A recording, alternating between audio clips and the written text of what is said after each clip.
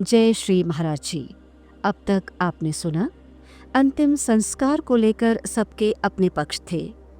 तभी पागल बाबा ने उस पावन स्थल का चयन करने के लिए कहा जिसे श्री महाराज जी द्वारा पावन यज्ञ के बाद घेर कर सुरक्षित कर दिया गया था। अब आगे। दोपहर के 2 बज चुके थे। नैनीताल से श्री सिद्धि माँ के आगमन की प्रतीक्षा थी, पर देरी होते देख कुछ भक्तजन चाहते थे कि अब विलंब करना ठीक नहीं है। श्री महाराज जी की पावन पार्थिव देह को आश्रम के प्रांगण में लाया गया। प्रकृति भी जैसे दुख से विकल हो उठी। अब तक आसमान के काली घटाओं के अंतस में विषाद के सैलाब को समेटे जैसे अपने असह्य दुख को प्रकट कर बादलों से बरस पड़ी। घनघोर बारिश, ऐसी बारिश हुई कि जैसे असह्य वेदना के लिए आकाश भी विकल होकर फूट फूट कर रुदन कर रहा हो। आंधियों के झोंके जैसे अपने परम संत को कुछ और देर पार्थिव रूप में देखने के लिए रोक लेना चाहते थे। हाँ, रुकना ही पड़ा सबको। अभी कात्यायनी स्वरूपा परम संत, साधिका और प्रिय शिष्या श्री सिद्धि माँ का आगमन कहाँ हुआ था। पार्थिव देह को प्रांगण के दूसरे वाले बरामदे में लाया गया। आंधी, तूफान और बारिश के बीच कैची से श्री माँ बस पहुंचने ही वाली हैं। श्री माँ के आगमन पर मौसम की विषाद रेखा अपना असह्य दुख प्रकट कर जैसे शांत हो गई थी। जिन कात्यायनी माँ के कारण श्री हनुमान जी को स्वयं आना पड़ा था, उनके पहुंचने से पहले ही श्री महाराज जी के संस्कारों की अंतिम क्रिया क्या हो पाती। प्रकृति तो सदा उनके संकेतों की अनुगामिनी रही है, इसीलिए तो मेघों ने हृदय के दुखों को समेटकर जैसे अंतस में छिपा लिया था। श्री माँ अपने आध्यात्मिक गुरु के पार्थिव स्वरूप में दर्शन कर इस प्रकार भाव विह्वल हो उठी कि उसमें सारा भक्त समूह फिर से शोकाकुल हो दुस्सह दुख से विकल हो उठा। तूफान शांत हो चुका था। चंदन की लकड़ियां मंगवाई गई और उसी यज्ञ कुंड में विशाल चिता का निर्माण किया गया, जिस स्थान का चयन वे अंतर्यामी प्रभु स्वयं ही पहले कर चुके थे। जन जन के कष्टों, बीमारियों, चिंताओं और प्रारब्ध के कठिन कुअंकों को अपने हृदय में लिए वे शांत होकर चिर निद्रा में लेटे थे। मुखमंडल की आभा पूर्ववत थी। ठंडे हाथ पैरों का लचीलापन भी वैसे ही था। हम भक्तन के भक्त हमारे, ऐसे ही स्वयं को भक्तों को प्रेम वश सौंपकर वे बस इस लीला के सहयोगी बने थे। व्यथित हृदय से भक्तजन इस परम कर्तव्य का पूर्ण श्रद्धा भाव से निर्वाह कर रहे थे। उधर गोकुलपुरा हवेली में अपने जिस धर्म संकट और दुखद पीड़ा को मन में लिए अम्मा अपने अंतर्द्वंद्वों से घिरी थी, उसे कौन समझ सकता था। अपने गृहस्थ और आध्यात्मिक जीवन को सदैव अलग रखने वाले महान संत की पत्नी, लौकिक जीवन की अर्धांगिनी, ऐसे में क्या करे। क्या मौन वचन की लक्ष्मण रेखा के इस पार चुपचाप दुख के सागर में डूबती रहे, या इस रेखा के उस पार बाहर निकलकर भक्तों के बीच जाकर अपने अर्धांग के पार्थिव देह के निकट दहाड़े मारकर स्नेह सिक्त अश्रुबिंदुओं से अभिषिक्त कर अपने लौकिक कर्तव्यों का निर्वाह करे। जीवन संगिनी सहधर्मिणी के मान सम्मान सुख को सदा मर्यादापूर्ण भाव से सदा ऊपर रखने वाले संत स्वरूप पति परमेश्वर ने क्या उन्हें इस समय अपने अंतिम दर्शनों और लौकिक अधिकारों से वंचित रखना चाहा था। क्या करूं, इस समय कुछ समझ नहीं आ रहा था। फिर स्वयं ही निर्णय लिया। भक्तों की इस अपार भीड़ के दुख से विकल संसार में उन्हें पहचानेगा भी कौन। छोटे पुत्र तो पहले ही संस्कारों के क्रियान्वयन में आश्रम जा चुके थे।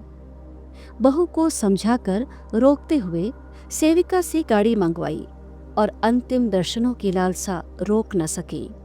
अम्मा, सेविका और उसकी माता गाड़ी में बैठकर वृंदावन आश्रम की ओर चल पड़े। आश्रम भक्तों के अपार जन समूह से घिरा पड़ा है। गाड़ी से उतरकर शॉल की ओढ़नी का लंबा सा घूंघट किए अम्मा भक्तों की भीड़ से होती हुई आश्रम के उस स्थल पर दूर से जाकर बैठ गई जहां से वे पार्थिव देह के दर्शन कर पा रही थी। सिसकियों के बीच अंतर्मन चीत्कार की भावनाओं के लिए उमड़ पड़ा। आप निष्ठुर हो गए तो क्या? लीजिए, मैं ही आ गई हूं आपके अंतिम दर्शन करने। आपकी बात भी रख ली है मैंने। आपके भक्त संसार से स्वयं को दूर रखने की बहुत सोचा। इस गृहस्थ जीवन की लक्ष्मण रेखा से बाहर कदम न रखूं, न आऊं आपके इस संसार में, पर रोक नहीं पाई। हाँ, वचनबद्ध हूँ।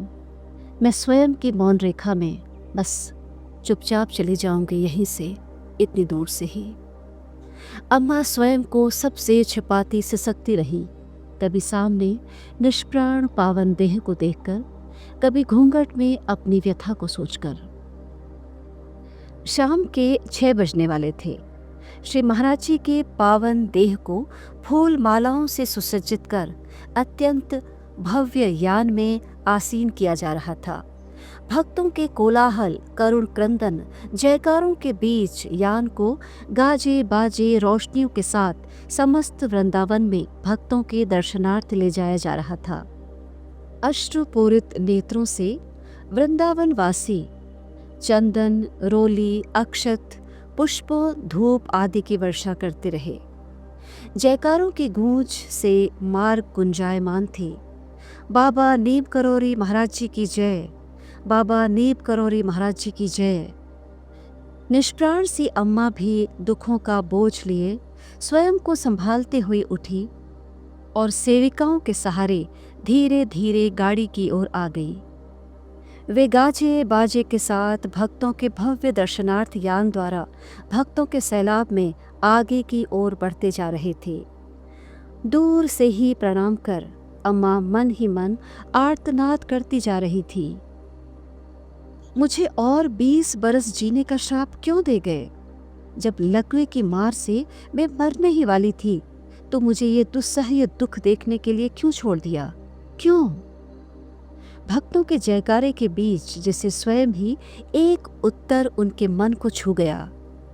इस आध्यात्मिक संसार की परंपरा को भक्त संभाल रहे हैं और गृहस्थ संसार का कर्तव्य तुम्हें निभाना है।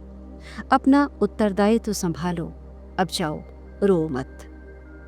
अपने अंतस में दायित्व बोध से स्वयं को संभालती अम्मा सेविकाओं संग गाड़ी में आकर बैठ गई और गाड़ी हवेली की ओर बढ़ गई। दुख के उतार चढ़ाव झेलती स्मृतियां पता नहीं क्यों अतीत के उस छोर में पहुंच गई जब युवावस्था में सखियों के उलाहने व्यंग से तड़प कर एक बार वे स्वयंभू शिव मंदिर में जाकर खूब रो पड़ी थी। आज फिर मन हो रहा था कि पति के विछोह से व्यथित वापस घर न जाकर किसी शिवालय में जाकर उसी प्रकार शिव को आलिंगनबद्ध कर अपने आंसुओं से अभिषिक्त कर दूं और फिर पिता चुपके से सिर पर हाथ रखकर कहते, चल राम बेटे, घर चल, तेरे पति जल्दी ही आ जाएंगे। पर कितना रिक्त था ये जीवन। अब न पिता की सांत्वना थी और न पति की प्रतीक्षा। वृंदावन के मार्गों में जय घोषों के बीच आरती पूजन होता रहा और रुक रुक कर चलता हुआ यान गाजे बाजे के स्वरों से गुंजायमान होता रहा। आश्रम पहुंचकर विशाल चंदन की वेदिका में श्री महाराज जी के दिव्य देह को आसीन कर दिया गया। फिर पुत्र धर्म नारायण सिंह सहित समस्त भक्त समाज भावुक होकर रो पड़ा। पंडितों द्वारा पवित्र वेदोच्चारण के साथ अंतिम संस्कार आरंभ हो गया। भक्तों ने अंतिम दर्शन और अंतिम स्पर्श के द्वारा अपने इष्ट, अपने प्रभु को सजल नेत्रों से विदा किया। वेदी में अग्नि के प्रवेश के साथ ही लपटें धीरे धीरे आकाश छूने लगी।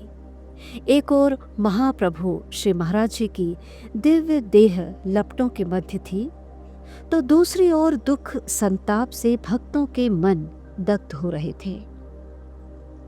अपने अपने भावों के अनुसार सभी भक्त अपने प्रिय सखा, पिता स्वरूप, परम आराध्य लौकिक संबल को विदाई दे रहे हैं। इस विचार से व्यथित होकर क्या सचमुच उन्हें अपने प्रिय आराध्य देव के सशरीर दर्शन कभी नहीं हो पाएंगे?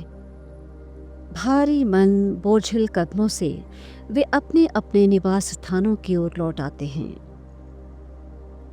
इस दुख के ज्वार भाटे से कोई भी उबर नहीं पा रहा था, पर जिससे श्री महाराज जी सबसे अधिक प्रेम करते थे, उस बिटिया, उस लली तक इस दुख की छाया भी नहीं पड़ने दी।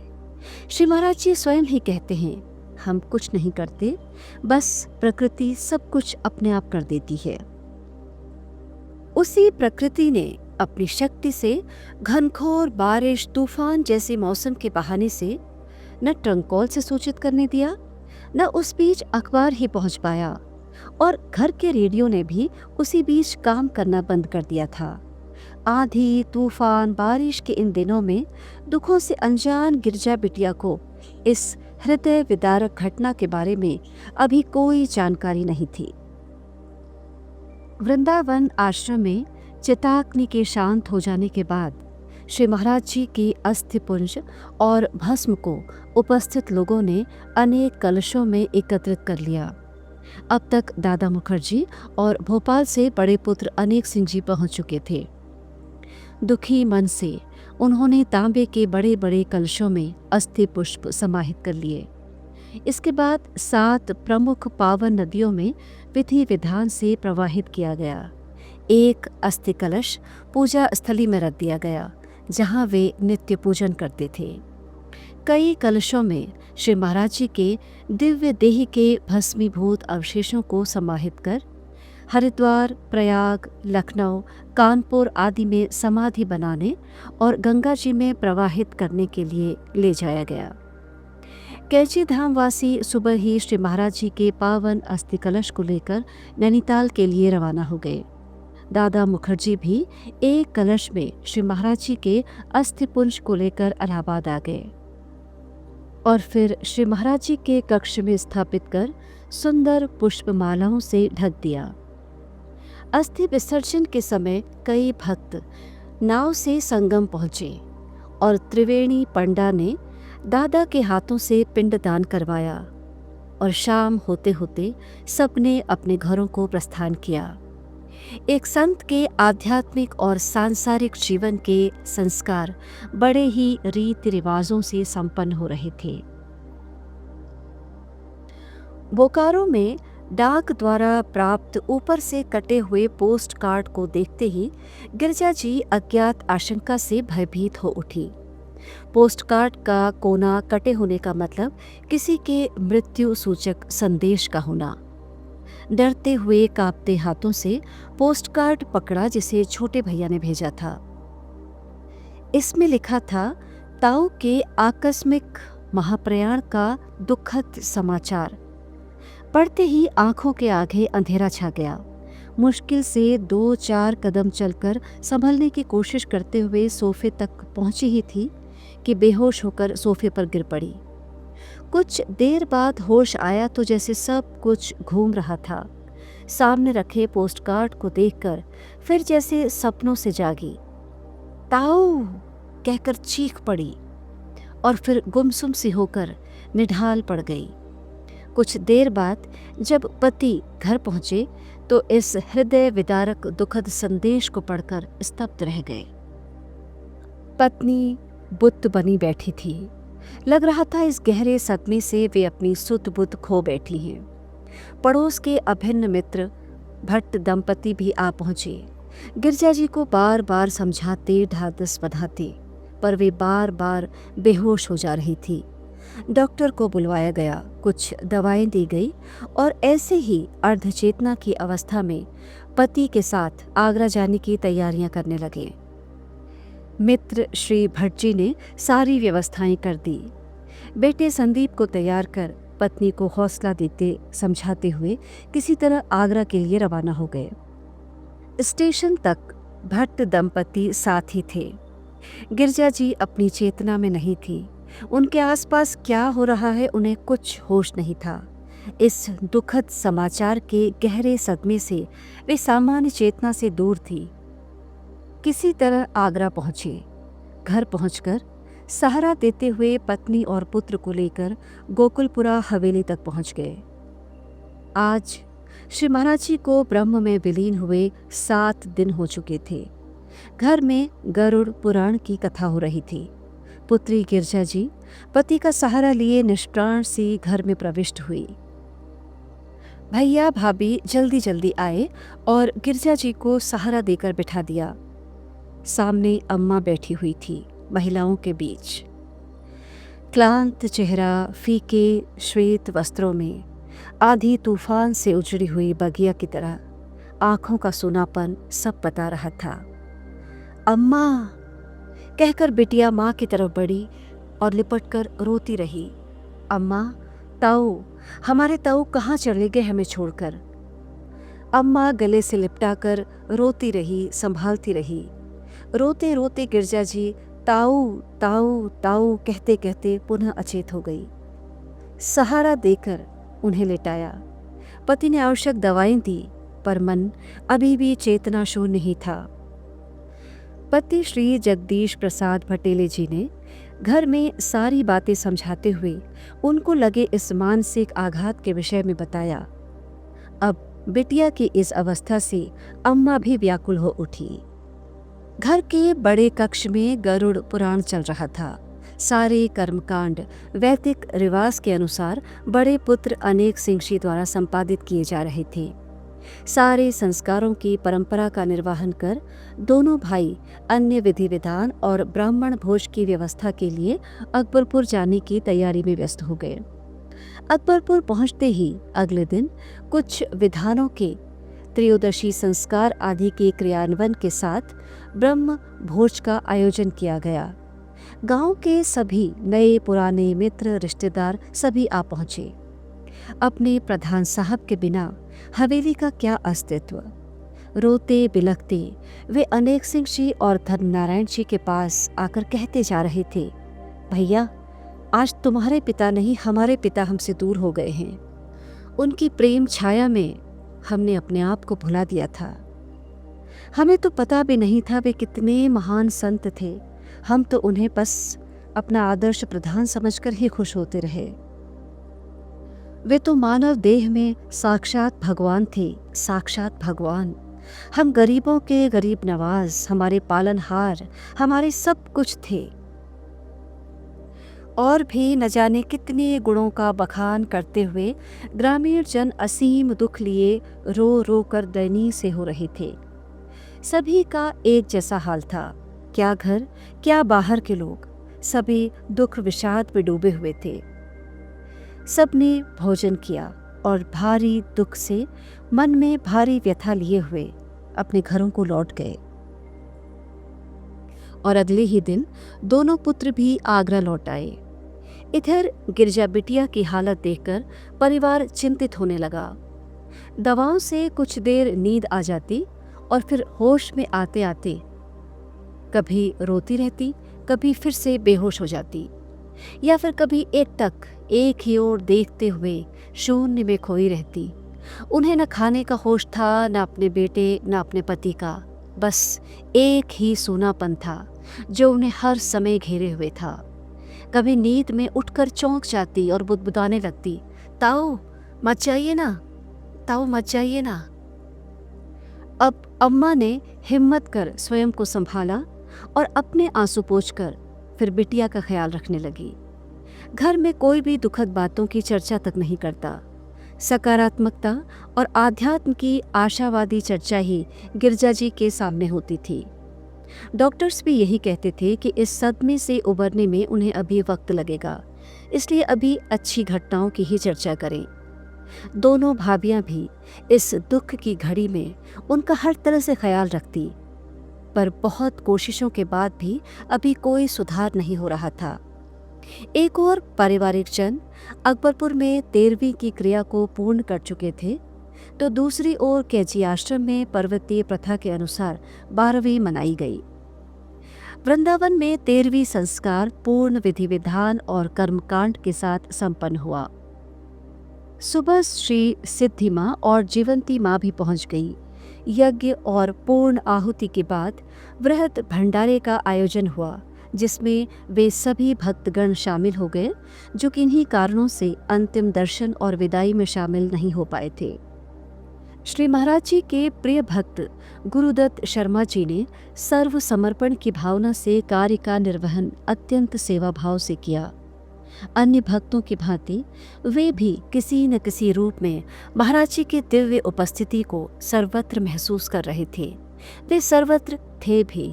तभी तो परम सिद्ध देवराहा बाबा ने उनके लिए कहा था, वे जा कहाँ सकते हैं, वे सदा जीवित हैं और सदा ही जीवित रहेंगे।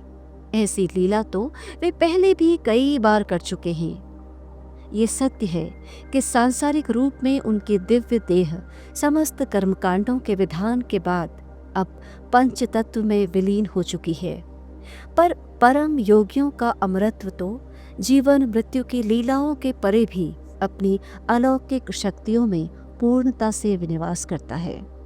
वे सदा ही जीवित हैं और सदा ही रहेंगे। महाप्रभु महाराज जी, श्री नीब करौरी बाबा पावन कथामृत। आज का प्रसंग यहीं तक।